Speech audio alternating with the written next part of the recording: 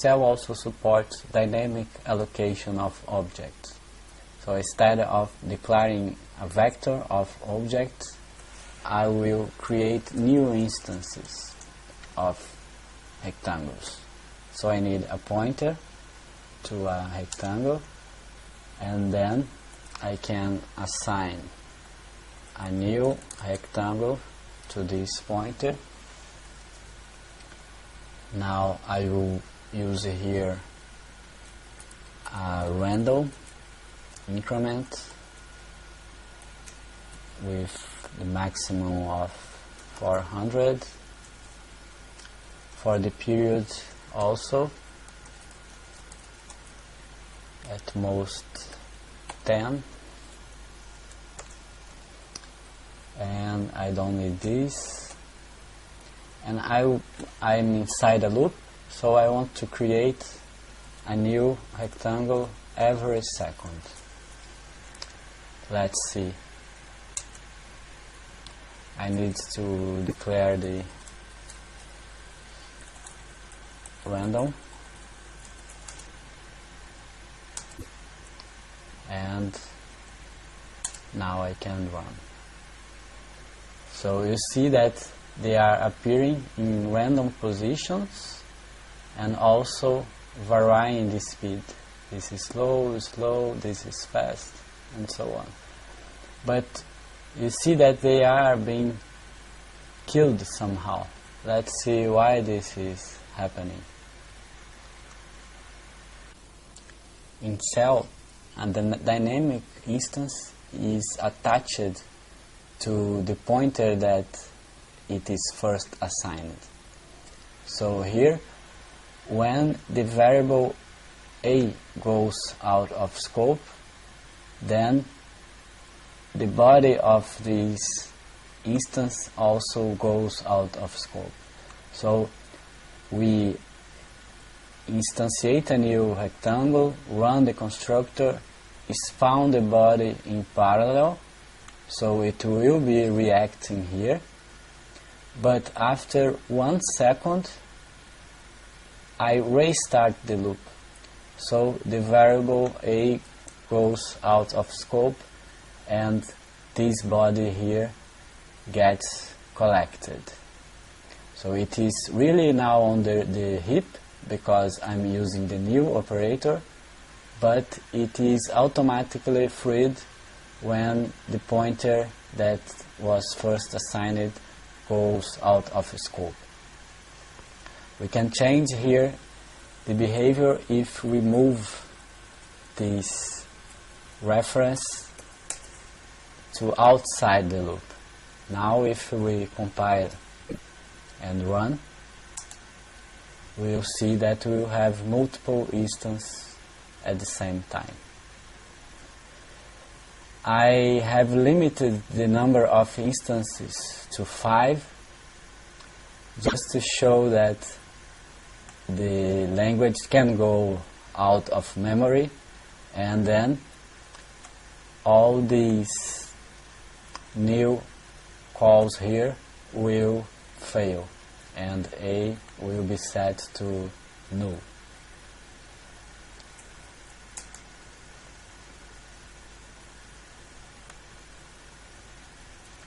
This is a little bit strange because we are instantiating A, but we never use the variable. So alternatively, we can, instead of use new, we can omit the variable and use the spawn that creates an anonymous object. However, if we try to compile, it says that the spawn requires an enclosing do. So the spawn needs to know who owns its instances. So here we will put the owner outside the loop, otherwise it would behave as the first wrong example with the new. And now we can recompile and run. So now I don't need to create that dummy pointer. I just use the spawn keyword together with enclosing do loop. So now all these spawns that are executed every second, they are owned by this block here. So we can, for example,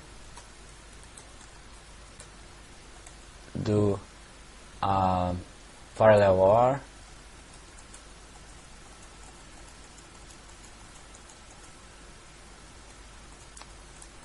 with, let's use here the mouse button down. So now I will start a rectangle every second,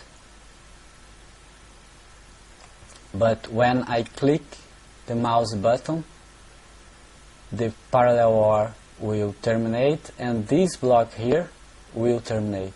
So all the rectangles will be collected.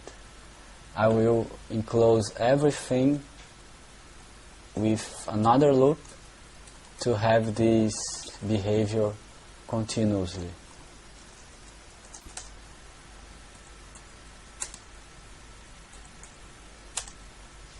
So I create the 5 instances. Now I'm failing. So when I click here, all of them get collected and I can recreate 5 new rectangles.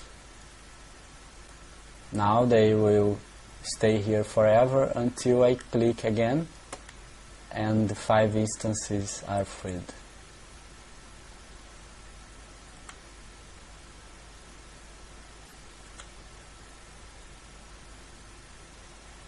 Okay. One last remark about the spawn command is that as we don't hold a reference to the object after the constructor, if the body of this object terminates, then we don't need to hold the memory for this object, because we cannot refer to it because we don't hold a reference, and the body cannot perform any other side effect because it has terminated. So if we change here for a parallel OR, we have the previous behavior that this loop will terminate after 500 iterations and will kill this redrawing loop, and the whole body will terminate. In this case, the object will disappear from the screen. We also have no access to it, so we can safely collect it. And that's what the cell runtime does. Now we see the 5 instances, but this one will disappear and they are collected and new instances can be created. So we always have the 5 instances running if they are fast enough to be created.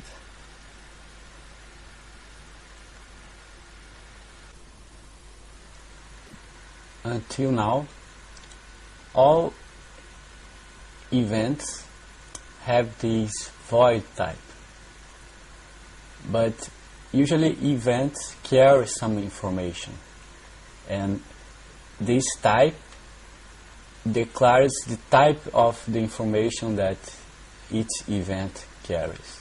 In the case of the mouse button down, we can probe which button was clicked, for example left or right, and also the position of the click. SDL has this structure, SDL mouse button event, a pointer to this type.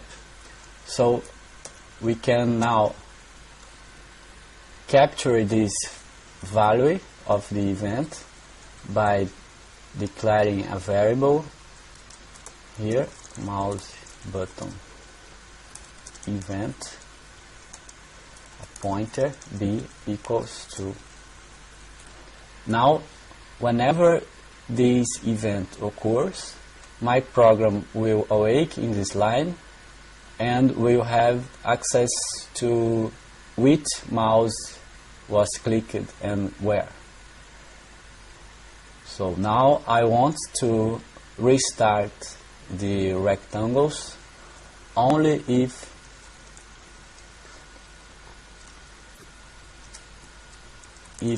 the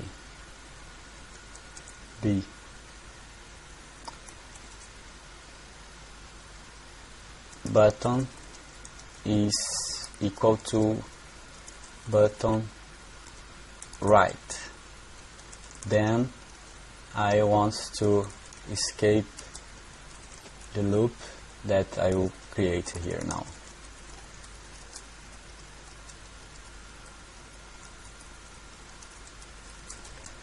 So now I will have my rectangles being created, and I will also probe every mouse button click, but only when I click the right button that I will escape this loop here.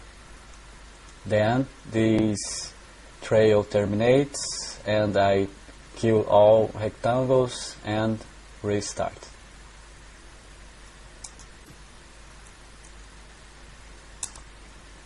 So now if I click the left button, nothing happens. But when I click the right button, I get the previous behavior.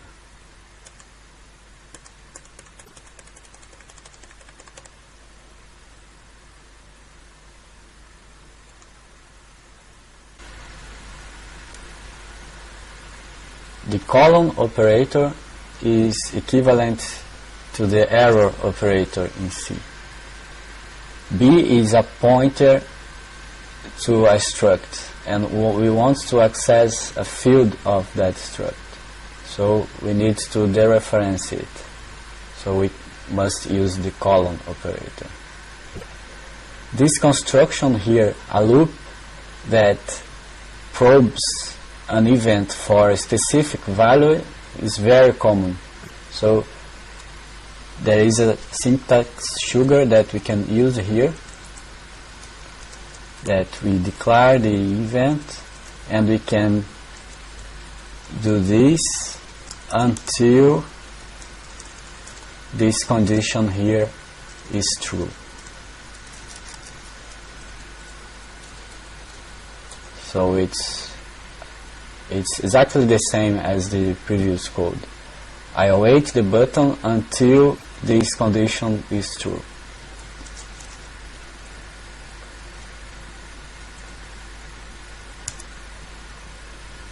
Here again, the left click, nothing happens, and the right click restarts.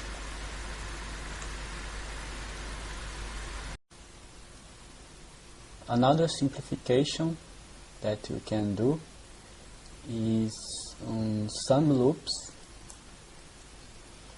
you see that we only await one event. So here, for example, for every single occurrence of the redraw event, we want to perform these operations here, and for the next one, and so on. Actually, it would be a mistake to miss one of these occurrences here. So we can substitute the loop for an every keyword, and we can remove this, and now this is exactly the same as the previous code, but it's more explicit that we want to execute this code for every occurrence of this event. It also is safer because if I do something like this here,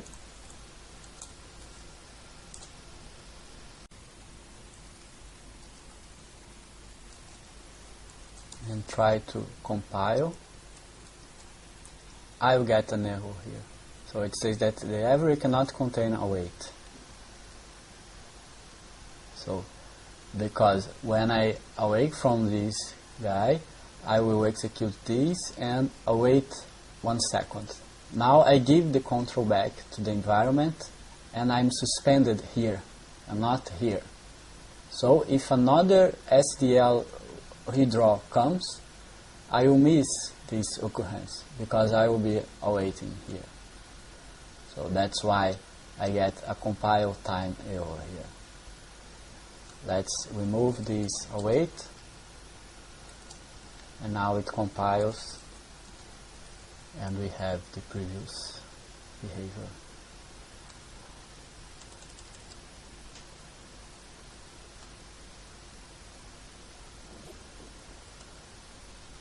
So there are many places that we can use the every. Here we also want to redraw. And here we can make a slight modification by inverting this here. So now before spawning a rectangle, we will await 1 second. Then we can also use every 1 second do that. Let me see here also every redraw do. I think this is it.